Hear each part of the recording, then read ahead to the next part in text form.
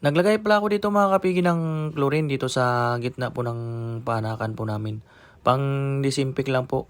Tsaka tinunaw ko pala yan sa tubig bago ko po nilagay dito sa gitna. Matagal-tagal na din kasing hindi po ako nakapaglagay dito ng chlorine gawa ng meron po kaming mga biik po dito. Ngayon wala pong biik kaya naglagay na po ako dito ng chlorine. Papakita ko lang sa iyo mga kapigi kung paano ako dito maghalo ng feeds para sa mga biik po namin sa nursery. Ganito lang po ako dito maghalo ng feeds mga kapigi. Kaya ko po hinahaluan po ito ng starter para hindi po mabigla po yung tiyan ng biik kasi pag pinuro mong starter baka magtay po. Pero ang kinakain po natin ng biik po namin sa nursery per starter ngayon hahaluan ko po ng starter mass para hindi po mabigla lang po yung tiyan ng biik para hindi po magtay. Magaling na yung junior boar ko mga kapigi oh. Nakakalakad na po ng ayos.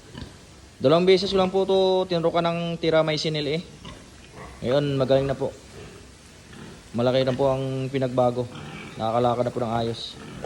Meron lang po akong konting tips sa inyo mga kapigi. Kapag meron po yung mga inahin na matagal na pong hindi po naglalandi, ganito lang po yung gawin nyo. Ilipat nyo lang po sa ibang kulungan para ma-stress po yung inahin. Kasi ako dito ganyan din po yung ginagawa ko. Kapag meron po akong inahin na matagal nang hindi naglalandi, nililipat ko po sa ibang kulungan para ma-stress po yung inahin.